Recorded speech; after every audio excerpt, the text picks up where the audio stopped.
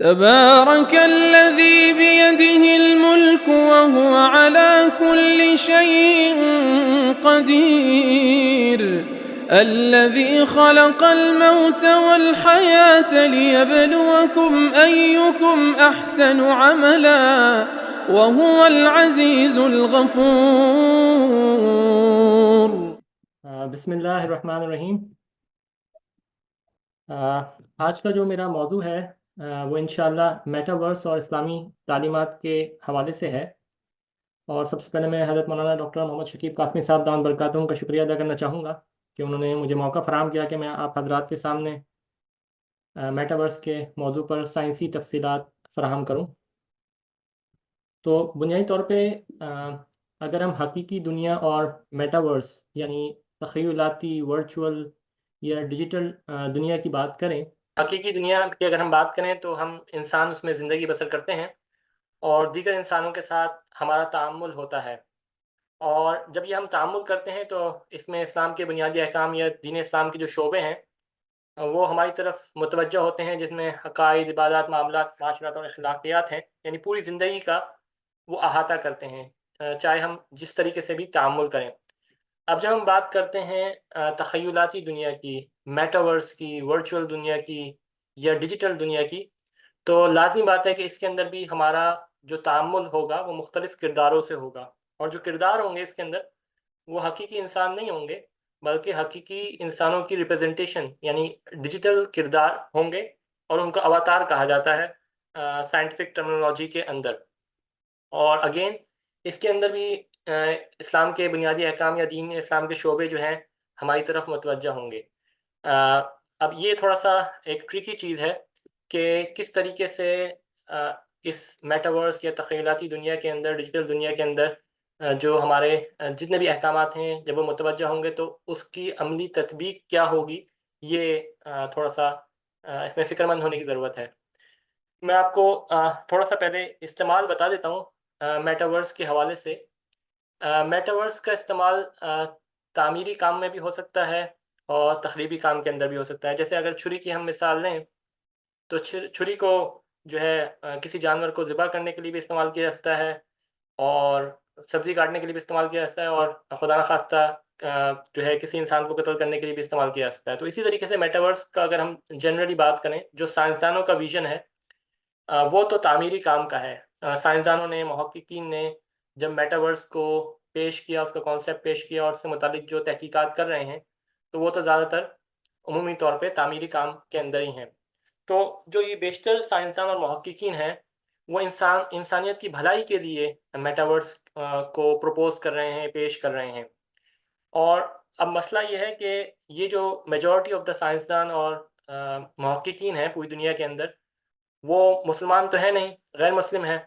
तो जब वो इंसानियत की भलाई के लिए मेटावर्स को तामीरी कामों के लिए पेश कर रहे हैं और नई-नई इजादात कर रहे हैं, तो उनके सामने इस्लाम के जो उसूल हैं वो सामने नहीं है। मिसाल के तौर पे अगर हम ख़रीदो फ़रोख्त के उसूलों की बात करें, तो इस्लामी फ़िक़्ह के अंदर बहुत ही वाज़ेह तौर पे बेओ बेओ शरा के अहकामात मौजूद हैं, ख़रीदो फ़रोख्त के अहकामात मौजूद हैं।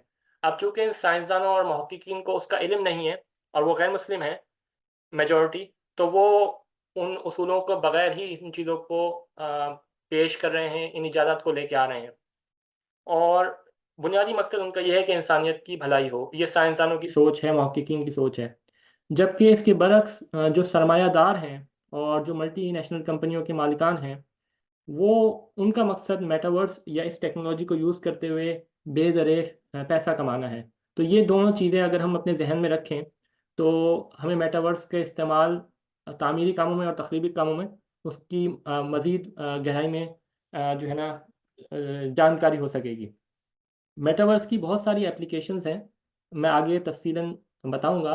बस यहाँ पे थोड़ा-सा मुख्तसर तारुफ़ आपको पेश कर दूँ, वो ये कि गेमिंग के अंदर जो गेम्स हैं कंप्यूटर गेम्स, उसके अंदर बहुत ज़्यादा इस्तेमाल होता है। आजकल जो गेम मौजूद हैं, उनके अंदर virtual reality, mix reality, augmented reality उनका इस्तेमाल हो रहा है और इसको और आगे बढ़ा दिया गया है। यानी ऐसा एहसास होता है जब हम गेम खेल रहे होते हैं कंप्यूटर पे कि हम वाक़ई एक हकीकी दुनिया में मौजूद हैं और वहाँ पे हमारा ताअम्मुल हो रहा है। इसी तरीके से मेटावर्स का इस्तेमाल सेहत के मैदान के अंदर भी है, बहुत सारी एप्लीकेशंस हैं जहाँ पे वहाँ पे मेटावर्स को इस्तेमाल किया जाता है। इसके अलावा जो मैन्युफैक्चरिंग है, जो इंडस्ट्रीज़ हैं, वहाँ पे भी मेटावर्स को इस्तेमाल किया जाता है ताकि लोगों को जो वहाँ पे काम करने वाले लोग हैं, उनको ट्रेन किया जा सके। तो ये कुछ उमूमी एप्लीकेशंस हैं, जहाँ पे मेटावर्स को इस्तेमाल किया जाता है। मिसाल के तौर पे आप यहाँ पे देख सकते हैं कि ये एक नया एम्प्लॉई है, ये अभी काम करना शुरू करेगा, तो इसको ट्रेन किया जा रहा है मेटावर्स के अंदर डिफरेंट मशीनों के अंदर, और इसने ये जो है एक आला पहना हुआ है जिसकी मदद से वो अपने आप को महसूस कर सकता है कि वो उस वर्चुअल रियलिटी के अंदर या उस डिजिटल दुनिया के अंदर मौजूद है, और जब वो किसी चीज़ को हाथ से टच कर रहा है तो उसको ऐसा महसूस हो रहा है कि वाकई वो महसूस कर रहा है। तो इस तरीके से जो ट्रेनिंग है एम्प्लॉइज़ की, काम करने वालों की, उसमें सहूलत पैदा हो रही है, और बहुत सारी दीगर सहूलियात भी इससे मेटावर्स की एप्लीकेशन से पैदा हो रही हैं। अच्छा, अब जैसे मैंने बताया कि उसके पॉजिटिव इस्तेमालात भी हैं, नेगेटिव इस्तेमालात भी हैं। तो मेटावर्स पर खाना काबा का तवाफ़ और ज़ियारत, ये एक थोड़ा-सा आप हज़रात के लिए, मुफ्तियान इकराम के लिए काबिल गौर पहलू है।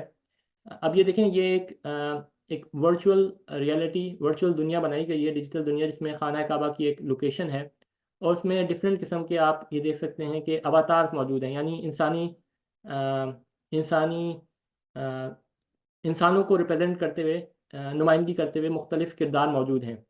और ये कोई मेरी अपनी ज़हनी इख्तरा नहीं है, बल्कि ये प्रोफ़ेसर क्रिस्टियन ग्रूबर हैं, जो कि यूनिवर्सिटी ऑफ मिशिगन अमेरिका की हैं, जो इस पे काम कर रही हैं और बाकायदा इस चीज़ को आगे इस मौजू पे तहकीक कर रही हैं। और ये मैंने उनका जो है पूरा हवाला जात भी यहाँ पे फ़राहम किए हैं, और ये एक पूरी फुल प्रोफ़ेसर हैं, जिनकी पूरी सलाहियतें और पूरा मकसद अ, मेटावर्स की जानिब और मुसलमानों की जानिब हैं। तो अब इस पे ये मुसलमान साइंसदानों की ज़िम्मेदारी है कि वो इस पे उनका जो है ना उनका उनको जवाब दें। और जहाँ तक उलमा इकराम का ताल्लुक है, तो उलमा इकराम के सामने जो मेन सवाल आता है वो ये आता है कि क्या मेटावर्स पर खाना काबा का तवाफ़ और ज़ियारत, असली तवाफ़ और ज़ियारत का मतबादल हो सकता है? ये तो स्ट्रेट फॉरवर्ड सा ही जवाब है, मगर ये आहिस्ता-आहिस्ता इस तरह की जो चीज़ें हैं उस पे तहकीकात करके जो नौजवान हैं, उनके सामने ये चीज़ें लाई जा रही हैं, और जिन नौजवानों का ठोस अकाइद नहीं है, और जो मुफ्तियान इकराम और उलमा इकराम से दूर हैं, तो वो इन चीज़ों के उसके अंदर बहलावे में या फुसलावे के अंदर आ जाते हैं। अब जैसे ये तो इस मौजू पे बात करेंगी सितंबर 2024 के अंदर वाशिंगटन यूनिवर्सिटी सेंट लुइस के अंदर इनकी ये टॉक है। ये मैंने आपको ये शेयर कर दिया। बेसिकली उसमें वो हवाला दे रही हैं कि तुर्की की जो डायरेक्टरेट ऑफ रिलीजियस अफेयर्स है, उसने जब ये चीज़ देखी तो उसने तो कहा कि यानी अगर कोई मेटावर्स पे हज करता है, तो वो असल हज के कायम मकाम नहीं हो सकता। ये तो अल्हम्दुलिल्लाह उन्होंने कह दिया। मगर आप ये देख सकते हैं कि ये चीज़ यानी आइडिया के तौर पे इसकी तरोीज व अशाअत की जा रही है। तो ये एक चीज़ है। अब इससे जुड़ी और भी बहुत सारी चीज़ें हैं, जो कुछ तो गौर तलब सवालात हैं, जो मैं आप हज़रात के सामने रखना चाहूँगा। एक सवाल ये है कि क्या मेटावर्स पर मौजूद मस्जिद में किसी शख्स का अवतार नमाज़ अदा करे, तो क्या नमाज़ अदा हो जाएगी? यानी एक तो ये है कि हम मस्जिद में जाते हैं, नमाज़ अदा करते हैं, और एक ये है कि उस शख्स का अवतार या फ़िज़िकल बंदे की जो डिजिटल रिप्रेजेंटेशन है, वो मेटावर्स की दुनिया में डिजिटल मस्जिद हो, वहाँ पे वो जाए और बाकायदा जो है नमाज़ अदा करे, तो उसका क्या हुक्म होगा? इसी तरीके से मेटावर्स पर दीनी तालीम हासिल करने के लिए क्या डिजिटल मदरसे बन सकते हैं? और क्या इन डिजिटल मदारिस में तलबा इकराम के डिजिटल अवतार इन लेक्चर्स में शामिल हो सकते हैं? सवाल एक ये भी है कि क्या मेटावर्स में डिजिटल दारुल इफ्ता का क़याम अमल में लाया जा सकता है? और इस दारुल इफ्ता के काम का दायरा-ए-कार और तरीक़ा-ए-कार क्या होगा? इसी तरीके से एक सवाल ये है कि क्या उलमा इकराम के अवतार इन दारुल इफ्ताओं में होंगे, और साइल के अवतार आकर इनसे सवालात करेंगे? ये महज़ तख़य्युलाती बातें नहीं हैं, ये रिसर्च हो रही है, और बहुत सारे नौजवान इन अकाइद पे आ भी रहे हैं। तो हम चूँकि इन रिसर्च वाली चीज़ों पे काम कर रहे हैं, तो इस वास्ते मैं आप हज़रात के सामने वो आइंदा पेश आने वाले मसाइल और सवालात आपके सामने रख रहा हूँ, और ये बाकायदा हवालाजात के साथ हैं। इस पे तहकीक भी हो रही है और नई-नई चीज़ें ये लोग लेके भी आ रहे हैं। एक सवाल ये है कि मेटावर्स पर जदीद तरीन ख़रीद फ़रोख्त की शक्लें वजूद में आ रही हैं।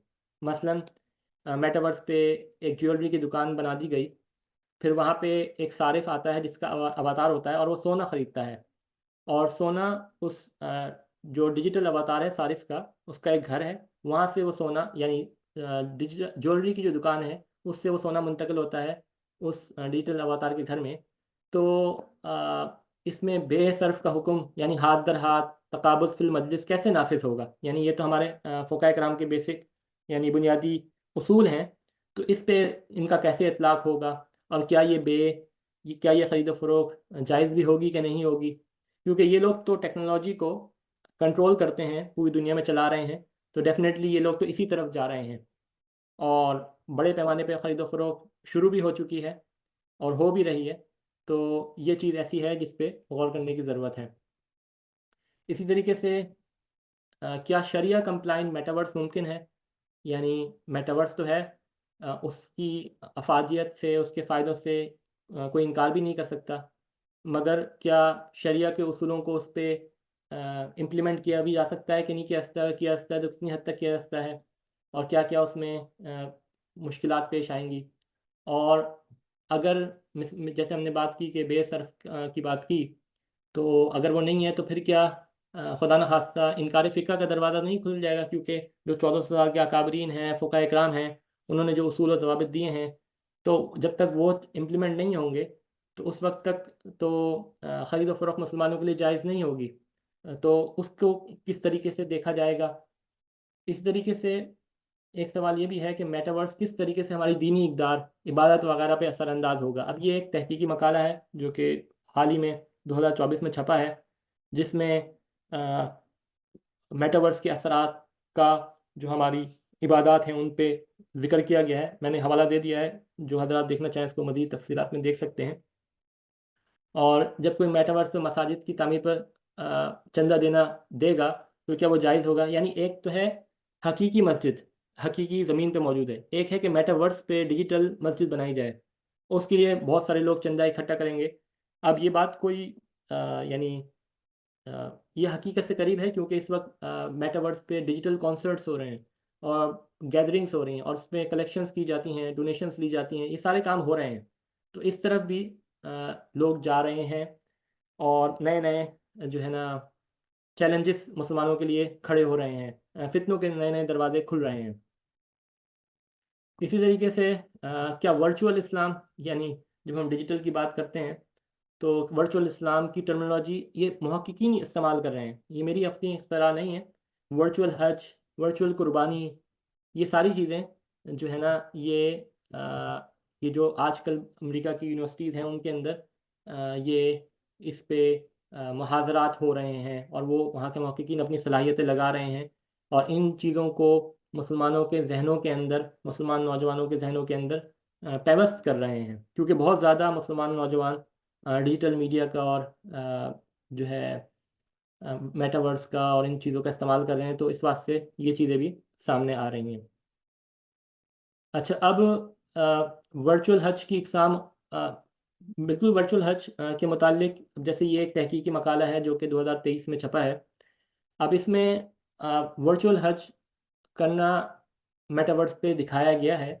अब उसके कुछ फ़ायदे उन्होंने गिनवाए हैं कि एक तो ये है कि बाज़ मरतबा ये होता है कि बाज़ जो गाँव के लोग होते हैं, अब उनको हज के जो मनासिक होते हैं, उनको करते हुए मुश्किलात पेश आती हैं। तो अगर मेटावर्स पे हज का तरीका डिजिटल तौर पे उनको सिखाया जाए, बताया जाए कि कौन-कौन सी रुकन कहाँ पे अदा होगा, वो किस तरीके से होगा, तो इससे उनको जब वो असल हकीकत में जाके हज करेंगे तो उनको सहूलत पैदा होगी। इसी तरीके से कोई बंदा जाके उन अगर वो फ़िज़िकली हज खाना काबा या मस्जिद नबी नहीं जा सकता और मुक़द्दस मकामात की ज़ियारत नहीं कर सकता, तो मेटावर्स पे ये अगर डिजिटल इन चीज़ों का वजूद होगा, मस्जिद नबवी का, खाना काबा का और इन चीज़ों का, तो लोग अपने घर बैठ के इन चीज़ों की ज़ियारत कर सकेंगे और ये काफ़ी हकीकत से करीब उनको एक एक्सपीरियंस मिलेगा। तो इस तरह की चीज़ें जो हैं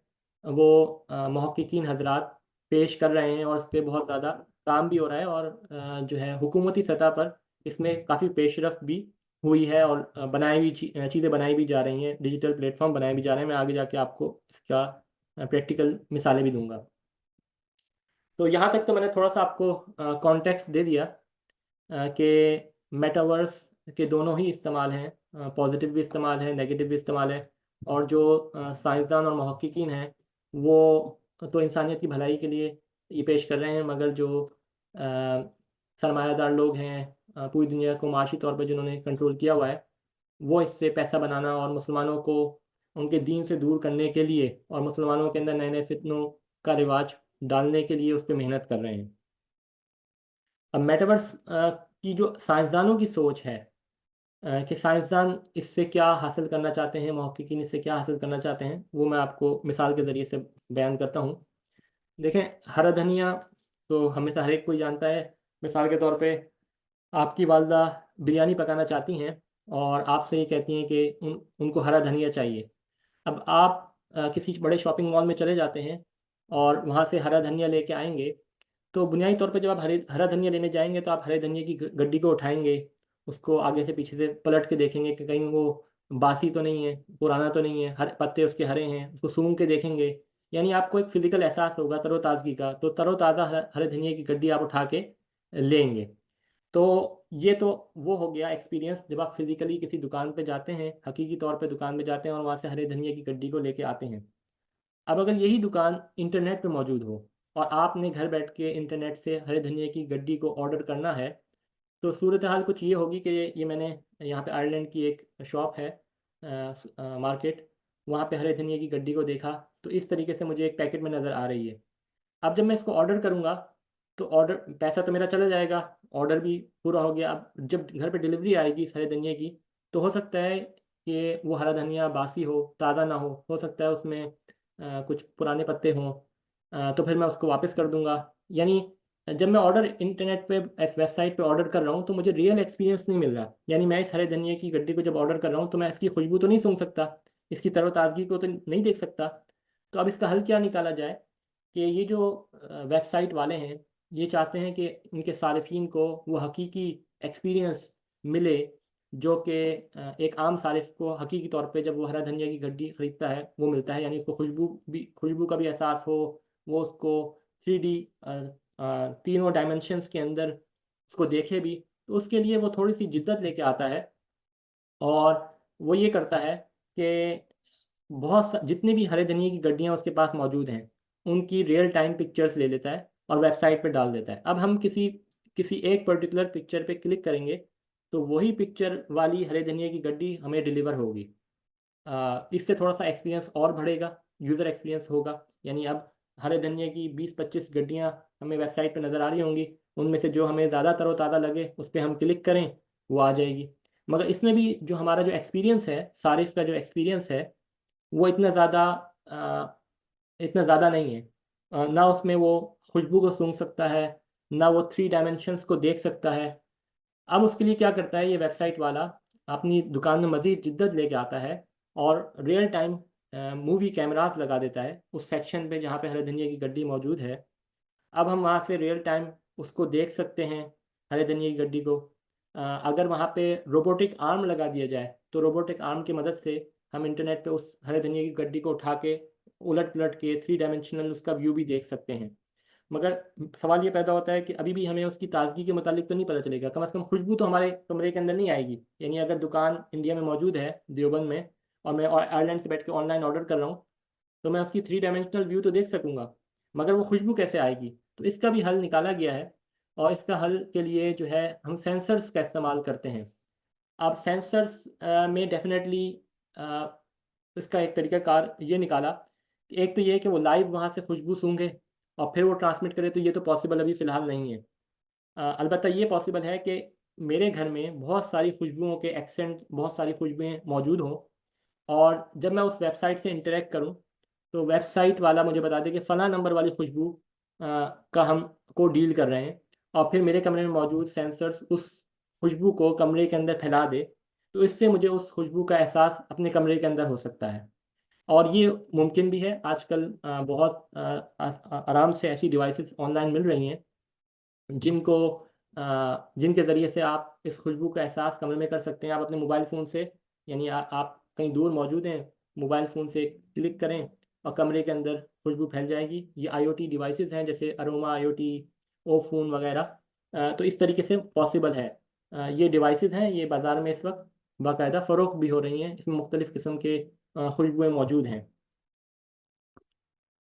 तो इस तरीके से ये बुनियादी तौर पे मेटावर्स का विज़न ये है कि देखें, हम सारिफ़ीन को एक हकीकी एक्सपीरियंस दिलाना चाह रहे हैं, अगर वो ऑनलाइन ट्रेडिंग कर रहा है।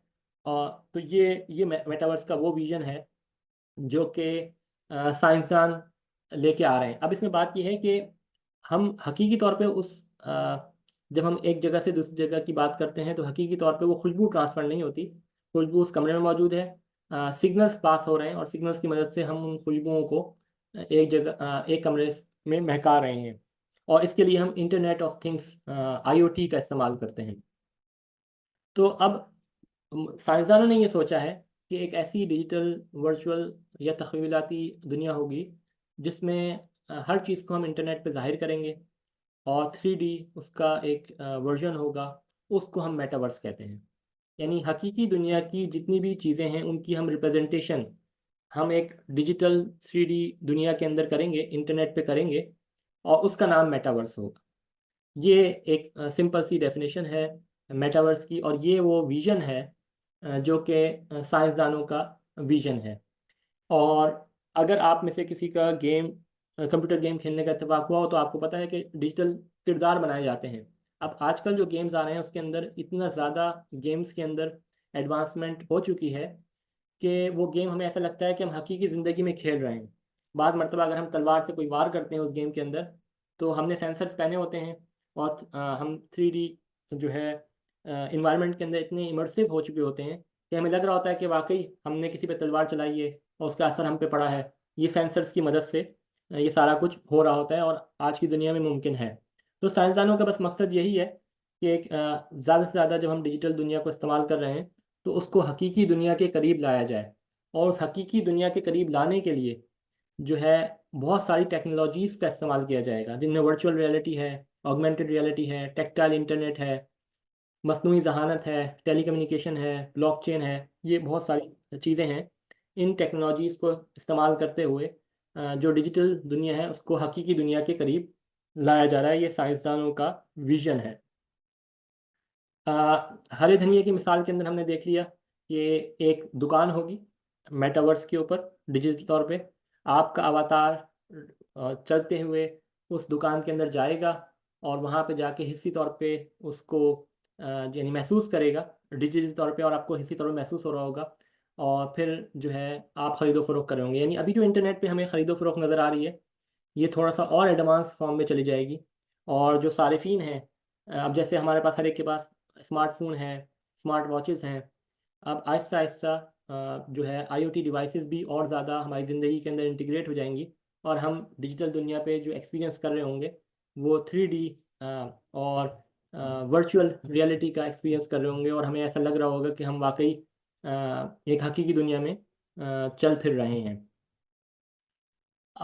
इसके साथ-साथ ये जो मेटावर्स पे आजकल जितने प्लेटफ़ॉर्म मौजूद हैं, उनमें जो ये सारी चीज़ें हो रही हैं, वो बुनियादी तौर पे एनएफटीज़ बना के चीज़ों के डिजिटल जो असासे हैं, डिजिटल एसेट्स हैं, उनके एनएफटी बनाई जा रही हैं, और उसकी जो ख़रीदो-फ़रोख्त हो रही है मेटावर्स पे, वो क्रिप्टो करेंसी की मदद से हो रही है। ये जो प्लेटफ़ॉर्म्स हैं मेटावर्स के, उसकी मैं बात कर रहा हूँ।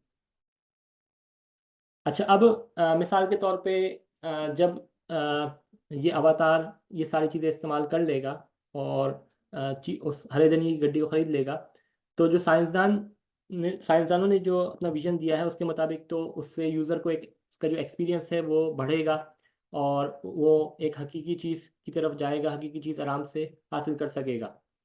मगर इसके अंदर जो आलात लगेंगे, वो मुख्तलिफ़ किस्म के आलात चाहिए होंगे, जिसमें मेटा का क्वेस्ट 2 वर्चुअल रियलिटी का हेडसेट है, और दीगर जो है ना आलात हैं जिनको वो इस्तेमाल करके हकीकी एहसास हासिल कर सकता है। मिसाल के तौर पे अगर कोई मेटावर्स पे एक अवतार दूसरे अवतार को एक मुक्का मारे, तो वो मुक्का तो डिजिटल किरदारों में लड़ाई हो रही है ना, अब उसका एहसास हकीकी दुनिया में हो उसके लिए जो है वो भी मुमकिन होगा इन सेंसर्स की मदद से। इसी तरीके से कोई डॉक्टर सर्जरी कर रहा है रिमोट एक मुल्क से दूसरे मुल्क के अंदर, तो अगर वो किसी चीज़ को प्रेशर से दबाता है तो उसको महसूस हो रहा होगा कि ये चीज़ प्रेशर से दब रही है, और ये मुमकिन है, ऐसा आजकल हो भी रहा है। इसको कहते हैं टैक्टाइल इंटरनेट, यानी ऐसा इंटरनेट जिसके अंदर हम महसूसात को मुंतकिल कर रहे होते हैं, और ये बाकायदा 5G टेक्नोलॉजी की मदद से ये हो भी रहा है। तो ये सारी बातें, ये तख़य्युलाती नहीं है, ये हकीकतन टेक्नोलॉजी की दुनिया में आजकल डेवलप कंट्रीज़ के अंदर गो के महदूद पैमाने पे हो रही हैं, मगर होना शुरू हो चुकी हैं। ये वो मेटावर्स का में इस्तेमाल होने वाला मेटा का क्वेस्ट 2 वर्चुअल रियलिटी का हेडसेट है। ये बासानी बाज़ार से मिल जाता है। इसी तरीके से एक हैप्टिक हैंड बेस्ड कंट्रोलर है जिसके अंदर हम महसूसात को देख सकते हैं। ये हैंड टच कंट्रोलर है। ये बहुत सारे ऐसे आलात हैं जो आजकल हम कंप्यूटर गेमिंग के अंदर इस्तेमाल कर रहे हैं, मगर बुनियादी तौर पे इनका आगे इतना वसी पैमाने पे इस्तेमाल होना शुरू हो जाएगा कि लोग इसको बेदरे मेटावर्स के अंदर, डिजिटल दुनिया के अंदर इस्तेमाल करेंगे। अ, अब जो प्रॉब्लम है वो ये है कि जो दुनिया के बड़े सरमायादार हैं और बड़ी-बड़ी मल्टीनेशनल कंपनीज़ के मालिक हैं, तो उनको तो इतनी ज़्यादा इंसानियत से कोई दिलचस्पी नहीं है। उनका मकसद तो पैसा कमाना है। तो वो तो जो है इस मेटावर्स को फ़रोग़ दे रहे हैं, और उसमें जो नई-नई चीज़ें पेश आ रही हैं, वो बहुत ज़्यादा उसमें अश्कालात हैं। मसलन मेटावर्स पे जो है अवतार्स हैं उनके लिए कपड़े बेचे जा रहे हैं, उनके लिए स्किन्स, गेमिंग की टर्मिनोलॉजी में इसको स्किन कहते हैं, वो दी बेची जा रही हैं, बंदूकें बेची जा रही हैं, डिजिटल असासों की ख़रीदो-फ़रोख्त शुरू हो चुकी है। और ये सारे डिजिटल असासे जो हैं, ये महज़ तख़य्युलाती, वर्चुअल और डिजिटल तौर पर मौजूद हैं, और ये इनका हकीकी असासों से या हकीकी दुनिया की चीज़ों से इनको जोड़ा नहीं गया, ये अभी नुमाइंदगी नहीं करती। तो यानी साइंसदानों का विज़न ये था कि वर्चुअल रियलिटी के अंदर, मेटावर्स के अंदर चीज़ें हकीकी दुनिया की नुमाइंदगी करेंगी। जैसे कि वो हरे धनिया की गड्डी एक असल हरे धनिया की गड्डी की नुमाइंदगी कर रही है। मगर यहाँ पे जो है ये चीज़ थोड़ी-सी हाईजैक हो गई है, सरमाएदारों ने कर ली है, और वो इससे पैसे बनाना शुरू कर दिया है, और इसके लिए वो धड़-धड़ इससे पैसा कमा रहे हैं। और इसमें प्रॉब्लम ये आ गई है कि एक ही शख्स के बहुत सारे अवतार्स भी बन रहे हैं, बहुत सारे डिजिटल एसेट्स भी बन रहे हैं, और एक इमेजिनरी इकोनॉमी डेवलप हो रही है मेटावर्स के नाम पे। तो अब मिसाल के तौर पे अगर कोई बंदा हरे धनिया की गड्डी को इंटरनेट से ख़रीदता है और वो मेटावर्स से ख़रीद रहा है, तो मेटावर्स में उसको फ़ायदा ये होगा कि उसको एक रियल एक्सपीरियंस मिलेगा। वो ऐसा महसूस होगा कि वो असल हकीकी हरे धनिया की गड्डी को वो मेटावर्स से ख़रीद रहा है। तो इस मिसाल से हमें बिल्कुल वाज़ेह तौर पर पता चल गया कि मेटावर्स में डाला गया ये जो डिजिटल असासा है, यानी हरे धनिया की तस्वीर या उसका डिजिटल एसेस, ये हकीकी दुनिया के असासे यानी असली हरे धनिया की नुमाइंदगी करता है। जैसे अभी आम इंटरनेट पे जब हम कोई चीज़ ख़रीदो-फ़रोख्त करते हैं, तस्वीर नज़र आ रही होती है, तो वो तस्वीर हकीकी माल की या हकीकी असासे की नुमाइंदगी कर रही होती है, और वही चीज़ हमें मिल मिल जाती है। मिसाल के तौर पे इंटरनेट पे अगर हम एक गाड़ी देखते हैं, एक पुरानी गाड़ी लेना चाह रहे हैं, तो उसकी तस्वीर होती है। जब हम उसको ख़रीदते हैं तो वो उस हकीकी असासे की नुमाइंदगी करती हुई हमें नज़र आती है। मगर अब डिजिटल दुनिया के अंदर इतनी तरक्की हो गई है कि वो जो है ना खाली डिजिटल असासे उसमें मौजूद हैं, उसमें हकीकी दुनिया की चीज़ों की या असासों की नुमाइंदगी नहीं है। तो हम दो तरीके से इस पे बात कर लेते हैं। पहली सूरत तो ये है कि जब मेटावर्स पे डाला गया जो डिजिटल एसेट है या डिजिटल असासा है, तो वो हकीकी दुनिया के असासे की नुमाइंदगी करे। अब उसके अंदर भी जो है ना बहुत सारी चीज़ें हमें देखनी पड़ेंगी, और ये मैं मुफ्तियान इकराम से ही पूछा है। जो मुफ्तियान इकराम ने मुझे बताया वो मैं आप हज़रात के सामने पेश कर रहा हूँ।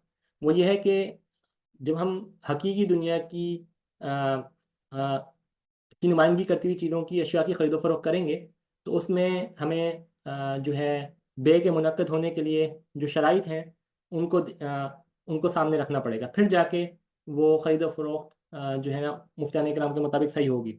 ये कुछ शराइत हैं, यानी वो चीज़ माल होनी चाहिए, वो मौजूद होनी चाहिए।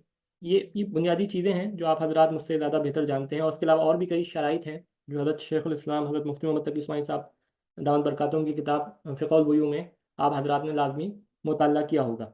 अब ये शराइत जब जारी हो रही हैं, जब डिजिटल असासा हकीकी असासे की नुमाइंदगी कर रहा है।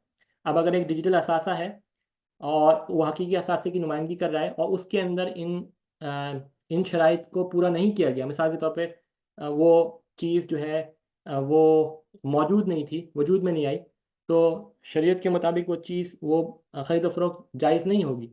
तो इसी तरीके से ये जो मेटावर्स में मिसाल के तौर पे ये जो मेटावर्स पे हम हरे धनिया की गड्डी की तस्वीर मौजूद थी, अब अगर कोई शख्स इस हरे धनिया की तस्वीर को ख़रीद ले और बेमुकम्मल ना हुई हो, यानी ख़रीदार का असली हरे धनिया की गड्डी पे मलकियत और कब्ज़ा ना हुआ हो, तो इस डिजिटल असास से यानी हरे धनिया की गड्डी को आगे फ़रोख्त नहीं किया जा सकता। और शरीयत में इस तरह की ख़रीद फ़रोख्त बातिल कहलाएगी, ये आप हज़रात के इल्म में है। इसी तरीके से अब अगर एक शख्स के पास वर्चुअल दुकान पे हरे धनिया की गड्डी मौजूद थी और असली हरे धनिया की नुमाइंदगी करती थी और कोई शख्स इस हरे धनिया की तस्वीर ख़रीद ले और ख़रीदने के लिए क्रिप्टो करेंसी का इस्तेमाल करे, जो कि मेटावर्स पे ख़रीदारी के लिए लाजमी है। तो इस सूरत में चूँकि जो क्रिप्टो करेंसी है, ये शरई तौर पे सिरे से माल नहीं है, तो यहाँ पे भी ये बेबातिल कहलाएगी, क्योंकि समन जो है वो माल नहीं है। तो अब ये जो मसाइल हैं, ये आप हज़रात मुझसे बेहतर जानते हैं। तो ख़ुलासा कलाम ये हुआ कि अगर मेटावर्स पे जो डिजिटल अशिया हैं वो हकीकी असासों की नुमाइंदगी करती हैं, तो भी उसके अंदर बे और शरा के तमाम शराइत को पूरा किया जाएगा, तब कहीं जाके आप हज़रात मुफ्तियान इकराम शरीयत के उसूलों के मुताबिक उसकी इजाज़त देंगे। तो ये तो पहली सूरत है। अब जो दूसरी सूरत है, ये थोड़ी फ़िक्रमंदी वाली सूरत है, वो ये है कि जिसमें डिजिटल असासे हकीकी और असली दुनिया के असासों की नुमाइंदगी ना करते हों और सिर्फ डिजिटल तौर पे मौजूद हों। मिसाल के तौर पे एक तस्वीर है, तो अब डिजिटल तस्वीर है, इसका क्या हुक्म होगा? अब ये तो यानी उसकी ख़रीदो फ़रोख्त भी हो रही है और उसके एनएफटीज़ भी बने हुए हैं और उस पे उसकी कीमतें होशरबा बहुत ज़्यादा उनकी कीमतें बना के उससे पैसा कमाया जा रहा है और ये पूरी एक मार्केट है। ये मैं सिर्फ़ ख़याली बातें नहीं कर रहा, आप मार्केट प्लेस में चले जाएँ, मार्केट प्लेस में एनएफटीज़ की, वहाँ पे बेतहाशा लोग नौजवान इन चीज़ों की डिजिटल असासों की ख़रीदो फ़रोख्त कर रहे हैं और उससे पैसा बना रहे हैं। तो मेटावर्स को पैसा बनाने का ज़रिया बना दिया गया है और जो साइंसदानों का असल विज़न था कि इंसानियत की खिदमत करें, उससे ये चीज़ दूर हट गई है। इसी तरीके से आप चले जाएँ ओपन सी के अंदर, ओपन सी एक मार्केट प्लेस है, वहाँ पे लाखों बल्कि करोड़ों पाकिस्तानी या इंडियन रुपीज़ के हिसाब से इन डिजिटल असासों की ख़रीदो फ़रोख्त हो रही है, जिसमें डिजिटल आपके जूते हैं, डिजिटल तस्वीरें हैं, डिजिटल हथियार हैं और उनको हम गेम्स के अंदर या मेटावर्स के अंदर इस्तेमाल कर रहे हैं और सिर्फ़ अपनी एक उनकी कोई यूटिलिटी नहीं है। एक होती है ना यूटिलिटी किसी चीज़ की, जैसे सॉफ्टवेयर की एक यूटिलिटी होती है। एक सॉफ्टवेयर है एडोबी, उससे हम कोई काम करते हैं, वर्ड सॉफ्टवेयर के ज़रिए से हम कुछ चीज़ें लिखते हैं। मगर ये सिर्फ़ डिजिटल असासे हैं जिनकी लाखों की तादाद में, यानी अगर आप कोई बंदा एक एनएफटी बनाना चाहे, तो आजकल एक ही तरह की सैकड़ों एनएफटीज़ वो बना सकता है, कलर चेंज कर ले और उसकी ख़रीदो फ़रोख्त कर सकता है। तो इस तरह की जो डिजिटल असासे बन रहे हैं, थोड़ी बहुत चेंजेस के साथ, उसके मुतालिक जो है ना ये बहुत ज़्यादा सोचने की बात है कि वो शरई तौर पे माल के ज़ुमरे में नहीं आते। इस पे अल-बलाग़ के अंदर दारुल उलूम कराची का अ, जो रिसाला निकलता है, उसके अंदर हज़रत मुफ्ती मोहम्मद मुआज़ अशरफ साहब ने एक बहुत ही अच्छा मज़मून लिखा है तफ़सीली एनएफटीज़ से मुताल्लिक, जिस पे इन सारी डिजिटल असासों की तफ़सीलन ज़िक्र भी किया है और जिसको हज़रत मुफ्ती मोहम्मद तकी उस्मानी साहब ने पढ़ के उसको अप्रूव किया है और अल्हम्दुलिल्लाह मुझे मौका मिला कि मैं उसकी साइंसी उस पे फ़ीडबैक दे सकूँ। तो वो आप हज़रात ज़रूर पढ़िएगा। उसमें इन तमाम चीज़ों का तफ़सीली हुक्म हज़रत मुफ्ती मोहम्मद तकी उस्मानी साहब दामत बरकातुहूम ने बयान फ़रमाया है। अच्छा, अब ये ये जो मैंने आपको मिसाल दी, ये ये ऐसा नहीं है कि ये अफ़साना है, बल्कि ये हकीकत में हो रहा है और बहुत बहुत बड़े पैमाने पे हो रहा है। और जो हरे धनिया की मिसाल के अंदर असली हरे धनिया को तो छोड़ दिया गया, अब हरे धनिया या इस तरह के एनएफटीज़ बना के उनकी ख़रीदो फ़रोख्त की जा रही है और वो असली चीज़ों की असली असासों की नुमाइंदगी नहीं करती। तो अब बस डिजिटल चीज़ें हैं, और उन डिजिटल चीज़ों को ही आपस में बहुत बड़े पैमाने पे उनमें सट्टेबाजी की जा रही है और उनकी ख़रीदो फरोख्त की जा रही है। तो बुनियादी बात यह है कि जो हजरात इस तरह के वर्चुअल असासों की या क्रिप्टो करेंसी की या मेटावर्स पर ख़रीदो फरोख्त को जायज़ करार दे रहे हैं, तो उनको साइंसी तौर पर उनको मुगालता हुआ है, और उनको समझ नहीं है कि ये ख़रीदो फरोख्त महज डिजिटल असासों की और फ़र्ज़ी और तख़यलाती दुनिया में हो रही है, और इसका हकीकी दुनिया से कोई ताल्लुक़ नहीं है। अगर हकीकी दुनिया से ताल्लुक़ हो तो मैंने आपको पहले ही बता दिया कि उसके अंदर किन अहकामात को आप हज़रात मुफ्तियान इकराम देखते हैं। आप हज़रात के इल्म में है कि यानी बकरी के पेट में जो बच्चा होता है उसके मुतालिक भी उसकी बे को जायज़ करार नहीं देते, हालांकि पेट में बच्चा मौजूद है, यानी मौजूद मस्तूरुल हाल को भी फ़ुक़हा इकराम मादूम करार दे रहे हैं। इसी तरह से और भी बहुत सारी मादूम चीज़ों की मिसालें हैं, आप हज़रात पढ़ते हैं। अब ये जो चीज़ें हैं जो मेटावर्स पे हमें नज़र आ रही हैं, जिनकी ख़रीदो फरोख्त हो रही है, अगर हम इसको मादूम की बे नहीं कहेंगे तो क्या कहेंगे?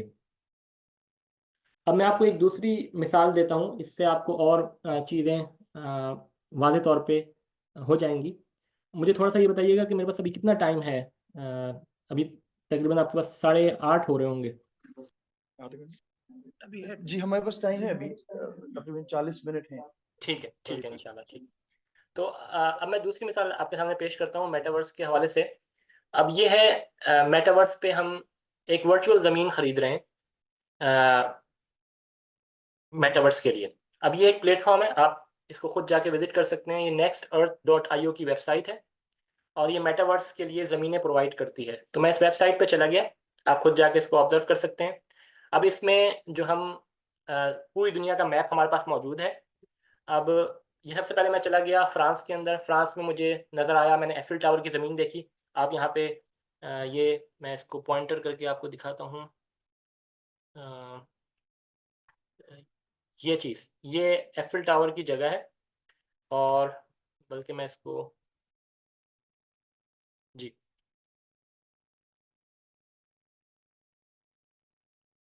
ये एफिल टावर की जगह है मैप के अंदर, फ्रांस के अंदर। अब इसको मैंने क्लिक कर लिया तो मुझे इसकी जो कीमत नज़र आ रही है वो तकरीबन 3,11,000 अमरीकी डॉलर की इक्विवेलेंट बनती है, जो कि आप अंदाज़ा कर सकते हैं कि ये क्या है। ये असली असली एफिल टावर की ज़मीन नहीं है, ये सिर्फ एक डिजिटल मुझे मैप नज़र आ रहा है। जैसे गूगल मैप में जो मैप नज़र आता है वो सेम मैप यहाँ पे भी है, और बस मैं इसकी इसको मैं ले रहा हूँ और सिर्फ शो शाह के लिए, और इससे मैं पैसे बनाऊँगा।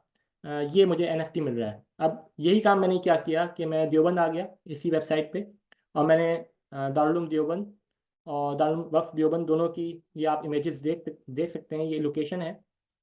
ये मैंने उसको सेलेक्ट किया।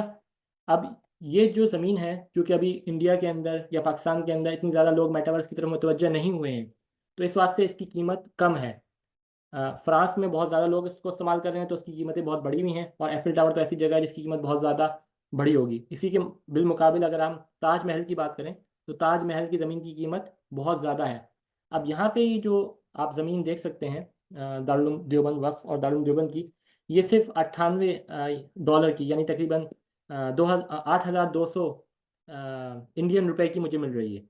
ये इसकी कीमत है। अब अगर कोई बंदा ये आप इमेजिन करें, ये डिजिटल तस्वीर ले ले, एनएफटी ले ले, और आके जो है जो नाज़िम आला हैं और दारुल उलूम देवबंद के जो नाज़िम हैं, मोहतमिम हैं, उनसे ये कहे कि जी अब आप मदरसे का एहतमाम मेरे ज़िम्मे कर दें क्योंकि मैंने ये ख़रीद फ़रोख्त कर लिया है। तो हम उसकी अकल पे यानी हम क्या कह सकते हैं?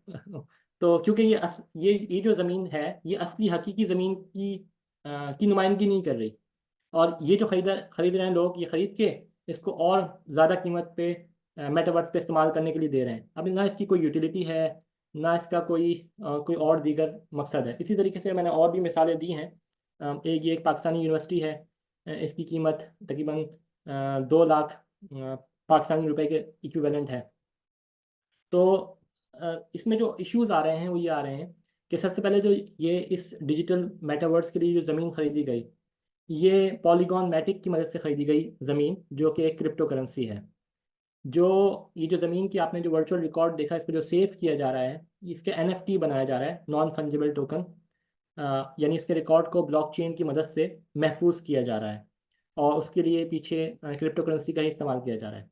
और मेटावर्स वो जगह है इंटरनेट पे जहाँ पे इस वर्चुअल ज़मीन को इस्तेमाल किया जाता है और उसकी ख़रीदो फरोख्त होती है, उससे पैसे बनाए जाते हैं।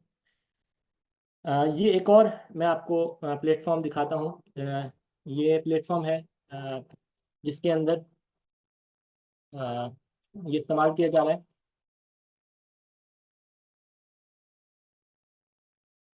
आप ये देख सकते हैं कि ये एक मेटावर्स का है जिसमें हकीकी दुनिया की जो है अ, वो की जा रही। मैं इसको आगे चलता हूँ क्योंकि इसमें म्यूज़िक है, तो आप उसको जाके वेबसाइट पे देख सकते हैं। इसी तरीके से ये पहले जो हमने देखा ये तो एक अर्थ 2 की वेबसाइट थी, उससे पहले जो है नेक्स्ट अर्थ की वेबसाइट थी।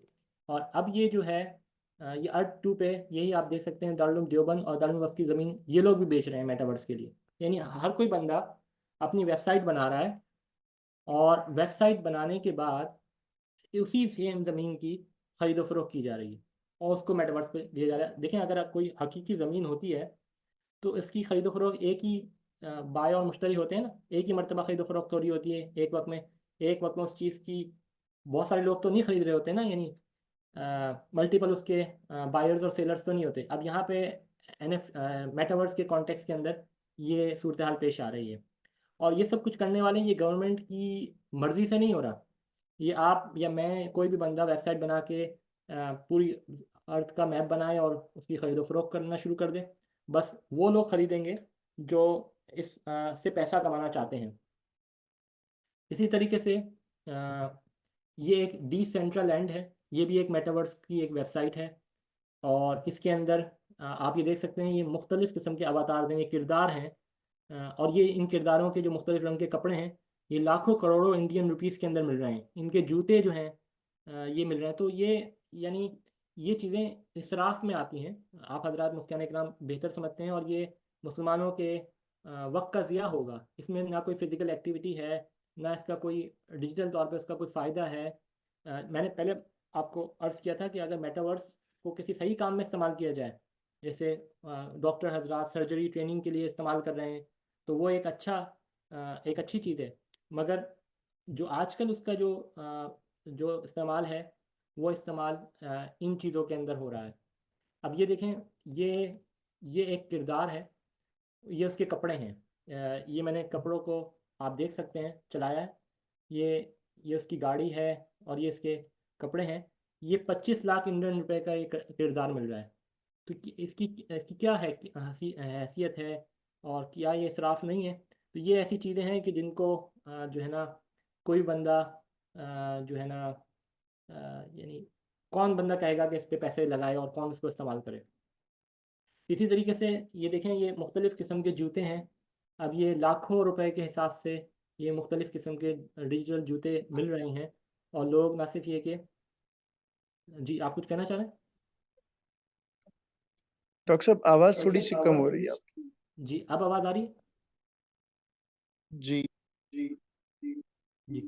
तो मैं ये अर्ज़ कर रहा था कि ये जो मेटावर्स पे डिजिटल असासे हैं, अब इनमें आप देख सकते हैं कि ये जूते हैं, डिजिटल जूते। और ये जो हैं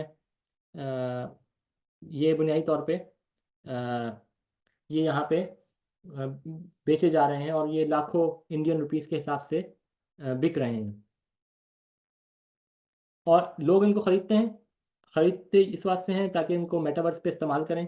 ये रंगीन किस्म के जूतों को पहने अपने डिजिटल किरदारों में शोशा करें और बाद लोग इनको ख़रीदते हैं ताकि इनको और ज़्यादा कीमतों पे दूसरे लोगों को बेचें और फिर उससे पैसा कमाते हैं। तो ये बुनियादी तौर पे मेटावर्स के उन्वान से आजकल ये चीज़ चल पड़ी है। जो मेटावर्स का जो हकीकी तस्वुर था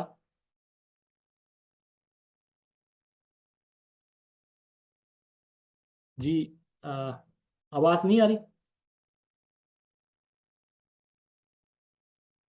जी आ रही है, आ रही है आवाज। जी। तो मेटावर्स का जो हकीकी तस्वुर साइंसदानों ने पेश किया था उससे थोड़ा दूर चले गए हैं। अब ये जो वर्चुअल ज़मीन की जो ख़रीदो फरोख्त हो रही थी दारुल वफ़ देवबंद की ज़मीन की या दारुल देवबंद की ज़मीन की, अब ये जो ख़रीदो फरोख्त हो रही है क्या इसकी कानूनी तौर पे इजाज़त है? कानूनी तौर पे तो इसकी इजाज़त नहीं होगी। इसी तरीके से क्या इस वर्चुअल ज़मीन का जो पूरा रिकॉर्ड मौजूद है यही वर्चुअल ज़मीन का टुकड़ा दूसरे प्लेटफॉर्म पे भी मिल रहा है, दूसरे मेटावर्स की वेबसाइट पे भी मिल रहा है, तो इसमें इसकी मलकियत का तयन कैसे होगा? और इसी तरीके से एक NFT मौजूद है, तो एक ही ज़मीन के मुख्तलिफ NFTs की ताबीर हकीकी दुनिया में कैसे होगी? और इसमें नीलामी भी हो रही है, ये हुकूमती टैक्स के निज़ाम से बचा जा रहा है इसके अंदर। और हुकूमती कवानीन के तहत क्या ये हकीकी ज़मीन की ख़रीदो फ़रोख्त गिरदानी जाएगी? नहीं, हकीकी ज़मीन की तो ख़रीदो फ़रोख्त नहीं गिरदानी जाएगी, क्योंकि हुकूमत की इजाज़त से नहीं हो रहा। अगर हुकूमत एक ऐसा प्लेटफॉर्म बनाती, जैसे इंडिया की हुकूमत एक प्लेटफॉर्म बनाए लैंड रिकॉर्ड का, और वहाँ पे जो लैंड रिकॉर्ड है डिजिटल, वो हर हकीकी ज़मीन की नुमाइंदगी करे, तो फिर तो ये बात समझ में आती है। मगर ये क्या कि कोई किसी भी मुल्क में बैठ के कोई बंदा ये मेटावर्स का प्लेटफॉर्म बनाए और उसको बेचना शुरू कर दे, तो ना ये हकीकी ज़मीनों की नुमाइंदगी कर रही है और ना इसका कोई फ़ायदा नज़र आ रहा है। इसी तरीके से मुल्की कवानीन के तहत इनकम टैक्स गोशवारे जमा कराने होते हैं और असासे डिक्लेयर करने होते हैं। अब ये कौन से असासे गिरदाने जाएंगे? यानी ये लाखों करोड़ रुपए इंडियन रुपीज़ के हिसाब से ये चीज़ें बिक रही हैं, खरीदो फरोख्त हो रही है, पैसा बनाया जा रहा है, तो इनको कैसे असासा डिक्लेयर किया जाएगा इनकम टैक्स के अंदर? तो जो बात हम समझे वो ये समझ गए कि वर्चुअल डिजिटल असासों की इंटरनेट और ख़ासतौर पर मेटावर्स के तनाजुर में किस तरीके से ख़रीदो फरोख्त हो रही है, और ये दर हकीकत हकीकी ज़मीन और हकीकी मालिकान की अक्कासी नहीं करती। ये जो जितने भी डिजिटल असासे आजकल बेचे जा रहे हैं, इनकी कानूनी कैसियत क्या होगी, और क्या वाकई इनको हम हकीकी असासों का मालिक भी गिरदानेंगे जिनके पास ये डिजिटल असासे होंगे? तो ये सवालात थे जो मैंने मेटावर्स के हवाले से कुछ आपके सामने पेश कर दिए। अब मैं फ्लोर को ओपन करता हूँ, अगर आपके कुछ सवालात हों तो आप ज़रूर पूछिए। अस्सलाम वालेकुम वरहमतुल्लाहि वबरकातुहू। वालेकुम डॉक्टर साहब बहुत मशकूर हूँ, आपका ये बहुत ही दिलचस्प मुहाजरा हम लोगों ने समाअत किया। चूँकि इस पूरे इसमें जो है ये वर्चुअल करेंसी और क्रिप्टो करेंसी का मसला है, और ज़ाहिर सी बात है आपका पहला लेक्चर हुआ था, उसमें आपने कहा था क्रिप्टो करेंसी माल नहीं है। तो यहाँ तो पूरी बुनियाद इसी पे खड़ी है कि मेटावर्स की दुनिया में जो कुछ भी खरीदारी होगी वो क्रिप्टो करेंसी से होगी, और ये माल नहीं है। तो ये तो हम बहुत छोटे से फार्मूले पे सब मसले को हल कर लेते हैं कि भाई ये मेटावर्स पे जो कुछ भी होगा वो सही नहीं होगा, इसलिए कि क्रिप्टो करेंसी माल नहीं है और इसकी वजह से कोई भी चीज़ की खरीदारी जो है ये दुरुस्त नहीं है। एक तो मेरा ये था। दूसरी चीज़ ये है कि क्रिप्टो करेंसी के हवाले से अभी हिंदुस्तान में ख़ास तौर पे एक काफ़ी बहस है इस पे। क्रिप्टो करेंसी में 2-3 सवालात और भी जुड़ गए हैं। जैसे कि जो क्रिप्टो करेंसी में आज जो मुल्की करेंसी है वो भी डिजिटल करेंसी बन गई है। तो अब सवाल यह है कि क्या अगर हुकूमत इसको अप्रूव कर देती है क्रिप्टो करेंसी को, तो ये करेंसी जो है समन उर्फी की हैसियत इख्तियार कर जाएगी, या अगर हुकूमत न भी माने, हमारे पास क्रिप्टो करेंसी है, आपके पास क्रिप्टो करेंसी है, और हम दोनों इस पर जो है लेन देन पे राजी हो जाएं, तो क्या इस सूरत के अंदर इसको शरई तौर पर इसके खरीदो फरोख्त दुरुस्त होगी, लेन देन करना जायज़ होगा? और इसी से जुड़ा हुआ एक सवाल ये भी है कि अब जिन लोगों के पास ये करेंसी है, जिन्होंने लगा दिया है, अब हम कह रहे हैं कि भाई ये माल नहीं है, तो क्या वो इस पैसे को निकाल करके यानी कि खरीद करके वापस आ सकते हैं रिटर्न, या वो क्या करेंगे? लाखों में उन्होंने अपने पैसे को जो है क्रिप्टो में लगा दिया है, अब वो क्या करेंगे? थोड़ा इस पर अगर रोशनी डाल दें तो बेहतर होगा। जी, जज़ाकल्लाह खैर। मैं कोशिश करता हूँ कि मुझे सारे सवालात के मैं जवाबात आपकी खिदमत में पेश करूँ। देखें, पहली चीज़ तो ये है कि बिल्कुल जो आजकल जो मेटावर्स में ख़रीदो फ़रोख्त हो रही है वो क्रिप्टो करेंसी की बुनियाद पे ही हो रही है। मगर जैसे मैंने पहले अर्ज़ किया कि साइंसदानों का जो विज़न है, जो मुहक्किकीन का विज़न है, वो तो ये नहीं है जो कि ये आजकल जो हाईजैक कर लिया गया है।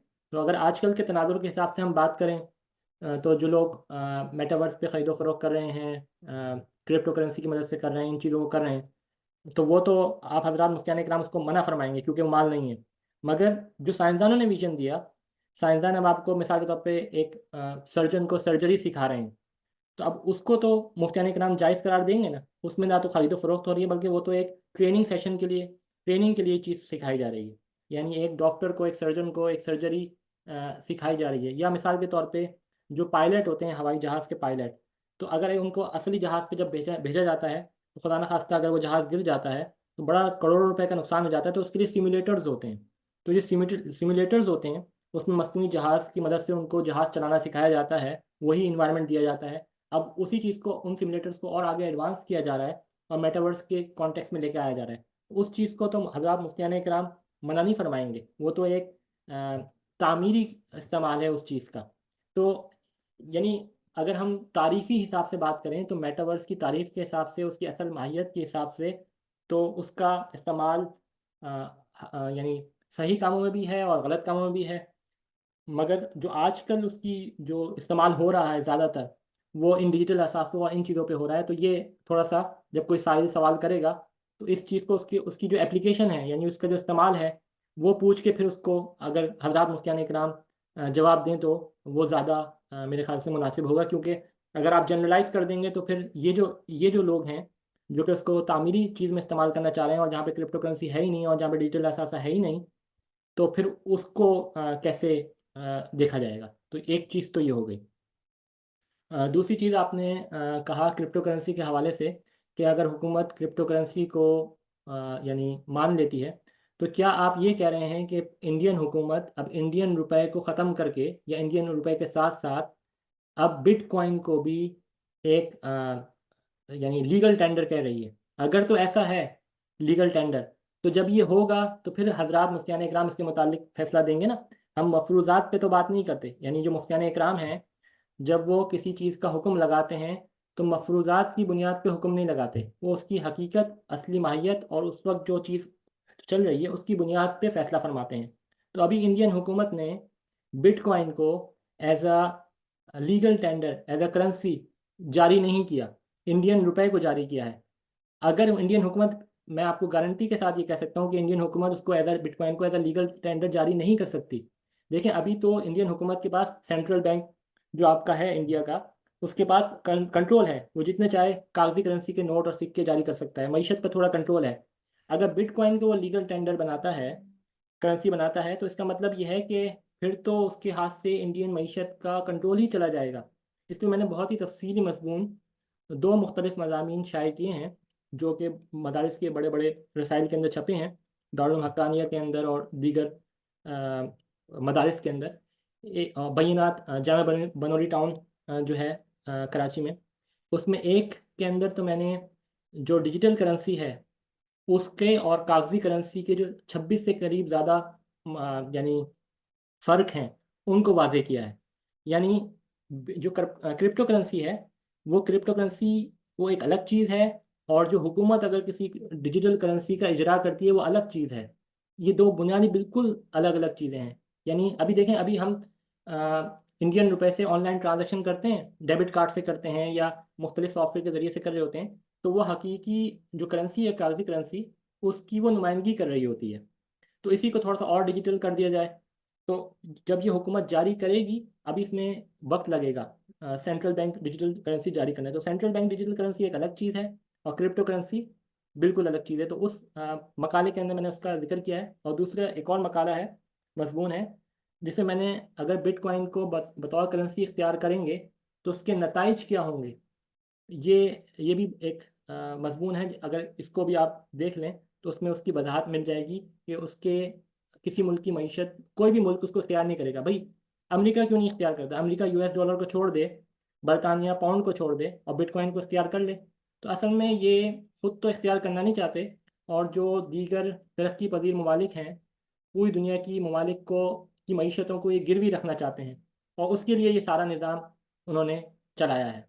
तो ये चीज़ समझने की ज़रूरत है। तो मैं 2 बातों के जवाब दे सकता, मैं बाकी सवालात आपके भूल गया। अगर मैंने जवाब ना दिया हो तो आप दोबारा से मुझे बता दें।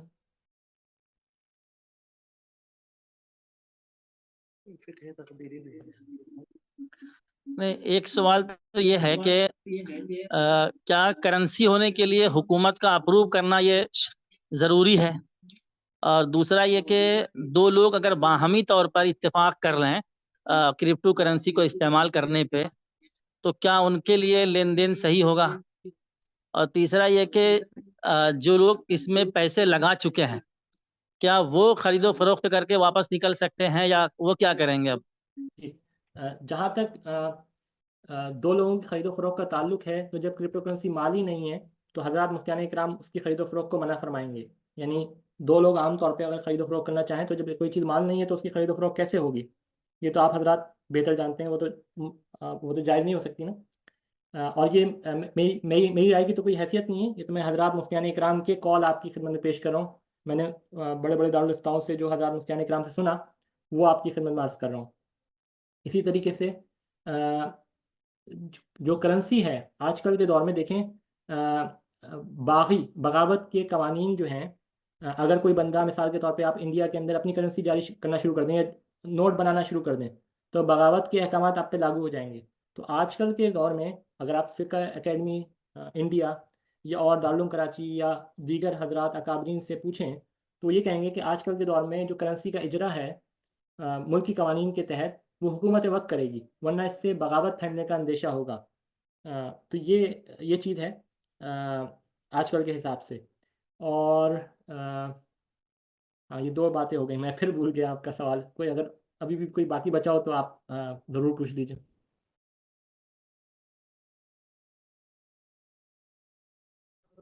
नहीं, एक सवाल ये रह गया था कि जिनके पास क्रिप्टो करेंसी है, जिन्होंने खरीद लिया, वो अब क्या करेंगे? हाँ, ये अब आप किसी बड़े मुफ्ती साहब से, आपके दारुल इफ्ता में हज़रत मुफ्तियान इकराम मौजूद हैं, उनसे पूछ लीजिएगा तो इंशाल्लाह वो आपको इंशाल्लाह इसका जवाब दे देंगे। कोई और सवाल? अस्सलाम वालेकुम वरहमतुल्लाह। ये वालेकुम जो अस्सलाम हमने व इसमें रहमतुल्लाह। रकम लगा दी, तो उस रकम को हम अपने पैसों में कन्वर्ट कर सकते हैं या नहीं कर सकते? जी, ये तो आप हज़रत मुफ्तियान इकराम को दारुल इफ्ता में अगर आप ये पूछ लें मसला कि आप किसी शख्स के पास क्रिप्टो करेंसी मौजूद है, और क्योंकि मैं इस वजह से कह रहा हूँ क्योंकि जो अ, बेशतर मदारिस हैं पाकिस्तान की हद तक, मैं आपको ये कह सकता हूँ कि पाकिस्तान के तमाम बड़े मदारिस के अंदर मैंने सवालनामा भेजा था, पिछले 2 साल से मैं सवालनामा भेज रहा हूँ, तो उन सब के मुझे जवाब मिल चुके हैं। दारुल कराची हो, मुफ्ती मोहम्मद तकी उस्मानी साहब दामद बरकातुहू, बनूरी टाउन हो, दारुल हक्कानिया हो, खैरुल मदारिस हो, इसके अलावा जितने अशरफुल मदारिस हो हकीम अख्तर साहब रहमतुल्लाह अलैह का, या जितने बड़े बड़े मदारिस हैं वो सब इसके नाजायज़ होने के कायद हैं। और आपके इंडिया के अंदर दारुल देवबंद और दीगर हज़रत मौलाना खालिद सैफुल्लाह रहमानी साहब रहमतुल्लाह बरकातुहू और दीगर हजरात वो इसको नाजायज़ कहते हैं। तो अब आप दारुल इफ्ता से ही जो है ये सवाल कर सकते हैं कि अब इसका क्या हुक्म होगा। दूसरा सवाल ये है कि हमारा अवतार जब मेटावर्स पर कोई काम करेगा, मिसाल के तौर पर अगर वर्जिश कर रहा है, तो उसका एहसास हमारे बदन के अंदर होगा या नहीं? मिसाल के तौर पर हमारे पेट पे जो है तो वो 6 पैक बनेंगे नहीं बनेंगे? जी बिल्कुल बन सकते हैं, बन सकते हैं। उसके लिए आपको सेंसर ऐसा लेना पड़ेगा जो आपकी बॉडी से अटैच हो, और जब आपका अवतार वो एक्सरसाइज कर रहा हो तो आपका एक्चुअल बॉडी पे जो सेंसर लगा हो, एक बेल्ट लगी हो, जो अवतार अगर वो एक्सरसाइज कर रहा है एब्डोमेन की और 6 पैक उसके एक सर्टेन लेवल तक बन रहे हैं तो वो आपकी बॉडी पे भी उसका असरअंदाज कर देगा। तो बिल्कुल ऐसा हो रहा है, और यही चीज़ इस्तेमाल होती है रिमोट सर्जरी के अंदर। तो ये सिर्फ तखयलाती नहीं है, प्रैक्टिकली मुमकिन है, आजकल हो रहा है ऐसा। जी अस्सलाम वालेकुम वरहमतुल्लाहि वबरकातुहू। ये वालेकुम पूछ रहा ये है अस्सलाम। कि मेटावर्स में जैसे टाइटल पेज है, इसी तरीके से मकानों की अच्छी तस्वीरें हैं। अगर उन मकानों की तस्वीरों को हम अगर खरीदते हैं तो अगर कोई इंजीनियर है तो बहैसियत इंजीनियर उसको आगे फ़रोख्त कर सकता है, और ज़ाहिर सी बात है कि उसको बनाने में जो मेहनत सर्फ़ हुई है उसको आगे अगर बेचा जाए तो मैं समझता हूँ इसमें कोई हर्ज की बात नहीं है। इस तरह से जूतों की जहाँ तक बात की आपने, अगर कोई बड़ा दुकानदार है वो अपना एडवर्टाइज़ लगाना चाहता है तो उसको खरीद सकता है वो। जी, ये वही मसला आ गया ग्राफिक डिज़ाइनिंग का। मिसाल के तौर पे जो ग्राफिक डिज़ाइनर आजकल होते हैं इंटरनेट पे, अगर हम उनसे मिसाल के तौर पे दारुल उलूम देवबंद की जो मस्जिद है उसका खाका बनवाएं या एक डिज़ाइन बनवाएं, तो इस तरह की, या इंजीनियर एक चीज़ बनाए, तो उस हद तक तो हज़ार मुफ्तियान इकराम उसकी इजाज़त देंगे। मगर आगे जब उसकी ख़रीदो फ़रोख्त हो रही है मार्केट प्लेसेस पे, मिसाल के तौर पे एक बंदा एक तस्वीर बनाता है, डिजिटल तस्वीर बनाता है, और उसकी खरीदो फरोख्त कर रहा है मार्केट प्लेस पे जहाँ पे क्रिप्टो करेंसी से ही खरीदो फरोख्त हो रही है और उसको जुए और सट्टेबाजी के अंदर इस्तेमाल किया जा रहा है, तो फिर इसके मुताबिक जो अहकामात हैं वो मुख्तलिफ हैं। तो ये अब यहाँ पे ये चीज़ आ गई कि एक बंदा ग्राफिक डिज़ाइनिंग का काम कर रहा है, तो ग्राफिक डिज़ाइनिंग पे उसको मेटावर्स की जो मार्केट प्लेस है जहाँ पे सट्टेबाजी इस वक्त चल रही है, भाई वहाँ पे जाके बेचने की क्या ज़रूरत है। अगर एक बंदे ने एक मेटावर्स के लिए एक ग्राफिक पिक्चर बनाई है, डिजिटल इमेज बनाया है, कोई खाका बनाया है, तो उसके अंदर जो मुफ्तियान इकराम ने अहकामात बताएं उनको भी वो ख्याल रख ले कि उसमें भाई म्यूज़िक ना हो या उसमें कोई नाम की तस्वीर ना हो, इन चीज़ों का ख्याल रख ले। फिर अगर वो सारी चीज़ों से पास हो जाता है तो फिर वो जिस तरीके से नॉर्मल अगर कोई बंदा इंटरनेट पे डिजिटल तस्वीर बना के उसको बेचता है, सॉफ्टवेयर को बेचता है, तो उस तरीके से बेच दे। क्रिप्टो करेंसी की मार्केट में जाके उसको सट्टेबाजी में क्यों लगा रहा है। ये चीज़ें सोचने की है। ओके डॉक्टर साहब, सबसे पहले तो मैं आपका बहुत शुक्रगुजार हूँ कि माशाल्लाह इस अहम मौजू पर आपसे गुफ्तगू हुई, और हम लोगों के लिए खुद ये बिल्कुल नई एक चीज़ थी। बहुत सरसरी इस पर मुताला हुआ, कभी पढ़ने का इत्तेफाक हुआ, तो आपने जिस गहराई के साथ इसको बताया, तो बुनियादी तौर पर तो मैं समझता हूँ कि ये इस मौजू से इब्तदाई वाकफियत के लिए हमने इस मुहाज़रे का इनेकाद कराया था और आपको ज़हमत दी थी। यकीनन अभी ये मौजू अपने इर्तिकाई मराहिल तय कर रहा है और अभी आगे नई तहकीकात और नई ईजादात यकीनन सामने आएंगी। और जैसा आपने खुद जिक्र किया कि हर चीज़ का एक तामीरी पहलू होता है और एक तखरीबी पहलू होता है, तो मुझे याद आया कि सन शायद 99 या 2000 की बात है, मबाहिस फ़िक़हिया ने एक सेमिनार किया था बेंगलोर में जमीयत उलमा हिंद की तरफ से, और उस वक्त मसला पेश नज़र था टेलीविज़न का, कि इस ताल्लुक़ से गुफ्तगू थी कि इसके जवाज़ और अदम जवाज़ पर। तो हिंदुस्तान के मशाहिर मुफ्तियान और उलमा किराम जमा हुए, हज़रत मौलाना सालिम साहब रहमतुल्लाह अलैह और हज़रत मौलाना असद मदनी साहब रहमतुल्लाह अलैह, ये हज़रात भी जो सफ़े अव्वल के हज़रात थे वो उसमें मौजूद थे। तो हज़रत मौलाना सालिम साहब रहमतुल्लाह अलैह ने उसमें जो अपनी राय रखी, जो मुनाक़शा हुआ, तो उसमें हज़रत ने फरमाया था कि भाई जिन चीज़ों का टेलीविज़न के बाहर देखना नाजायज़ है, उनका टेलीविज़न के अंदर देखना भी नाजायज़ है, और जिनको उसके बाहर देखना जायज़ हो सकता है, तो उसको उसके अंदर भी देखना जायज़ हो सकता है। तो मकसद यही कि चीज़ों के इस्तेमाल पर उसका हुक्म लगेगा कि उसका इस्तेमाल किस पहलू पर हो रहा है। जहाँ तक इसके फ़िक़ही ज़ावियों से गुफ्तगू है, तो वो यकीनन बहुत से नई जिहतें सामने आएँगी, ज़ाविये फ़िक्र मुख्तलिफ होंगे। मुझे लगता है कि ये उसके अलावा मुआशरती चैलेंज भी एक बहुत बड़ा खड़ा करेगा कि खुद इंसान के लिए इंसानियत को चैलेंज करेगी ये चीज़। हमारे जज़्बात, हमारे जो इमोशंस हैं और हमारी जो रिलेशनशिप्स हैं उनको मुतासिर कर सकता है। तो और आगे बढ़कर अगर देखा जाए, इसका एक मरहला वो भी आ सकता है, अल्लाह ना करे कि इंसान इस दर्जे पे सोचने पर मजबूर जाए कि इंसान की ज़िंदगी में नाउज़ुबिल्लाह खुदा की ज़रूरत और जो उसकी ज़रूरत पर सवाल उठ जाए। तो ये बहुत इसकी जो सिरे हैं बहुत आगे तक जाते हैं, तो हमें ज़रूरत है इस बात की, इसके फ़िक़ही पहलुओं पर तो गौर करने की ज़रूरत है ही, साथ-साथ मुआशरती पहलुओं से भी गौर किया जाए, और अपनी आने वाली नस्लों के ईमान की और उनकी उनकी हिफाजत के लिए हमें इसको समझना, और बच्चों को इससे यानी पेरेंटिंग की बात करूँ तो ये बहुत अहम मौजू हो जाएगा और आगे ये अपने वो शक्ल इख्तियार करेगा। अभी बहुत इब्तदाई मरहले में, और हम लोगों के लिए तो यकीनन, चूँकि हम लोग इससे बिल्कुल अभी नावाकिफ़ हैं, तो जैसे अभी देखा है कि भई फ़ेसबुक का भी नाम शायद तब्दील हो गया है, व्हाट्सएप को भी उन्होंने ही टेक ओवर कर लिया है, और आपने ज़िक्र किया कि इसके साथ-साथ बहुत सारी टेक्नोलॉजीज़ डेवलप की जा रही हैं, जैसे एवाटार है, इसी तरीके से ऑगमेंटेशन है, और ये एप्पल ने अभी वो विजन शायद लॉन्च किया है, अभी वो बहुत इब्तदाई मरहले पे है। उन्होंने एक ग्लास लॉन्च किया है कि वो आप, जिसको शायद डॉक्टर साहब ने दिखाया था, कि आप चश्मा लगा लेंगे वो, और आप बिल्कुल हर चीज़ को अपने सामने महसूस करेंगे। कल हो सकता है वो टेक्नोलॉजी आगे बढ़कर आपके इन चश्मों में लग जाए। तो और ये बिल्कुल मुमकिन है चीज़ें, जब अब ये नक्शे अव्वल है ये उसका, आगे ये सब चीज़ें मुमकिन होने वाली हैं। तो इस माना कर इसके फ़िक़ही ज़ाविये से भी मसला है, और ये मुआशरती नुक्ते नज़र से भी बहुत बड़ा मसला खड़ा होने जा रहा है।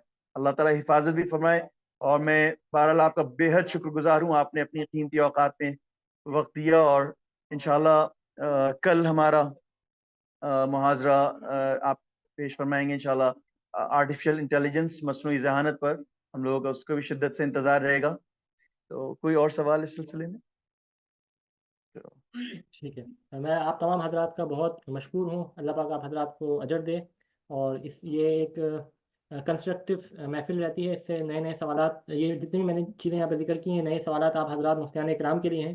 आप असल लोग हैं जो कि आवाम की रहनुमाई करेंगे, हम लोगों की रहनुमाई करेंगे, क्योंकि आप जो फैसला फरमाएंगे हम वही चीज़ अमल करेंगे। तो मैंने जितनी बातें इसमें लेक्चर में पेश की वो हजरात मुफ्तियान इकराम से पूछ के पेश की थी, क्योंकि मैं तो खुद एक साइंसदान और महक़िक़ हूँ। मेरी दीनी राय मोतबर नहीं होगी, आप हजरात मुफ्तियान इकराम की दीनी राय मोतबर होगी। तो इसी बात से मैंने आप हजरात के सामने वो सवालात पेश कर दिए। अब जैसे आप हजरात उसकी फ़िक्री तकीफ़ फरमाएंगे और आगे उसके अहकाम बताएंगे, हम पे लाजिम है, आवाम पे लाजिम है कि आपके जो बताए गए जो अहकामात हैं, जो जो आप उससे हुक्म निकालेंगे उन पे अमल करें। तो बहुत बहुत शुक्रिया आपका, अल्लाह पाक आपको खूब अजर दे। और इंशाल्लाह कल फिर हमारी दूसरी महफिल मसनूई ज़हमत से मुताल्लिक़ होगी इंशाल्लाह, कल इसी टाइम पे इंशाल्लाह। जज़ाकल्लाहु खैर। बहुत बहुत शुक्रिया। अस्सलामु अलैकुम व रहमतुल्लाहि व बरकातुहू। वालेकुम अस्सलाम। تبارك الذي بيده الملك وهو على كل شيء قدير الذي خلق الموت والحياة ليبلوكم أيكم أحسن عملا وهو العزيز الغفور.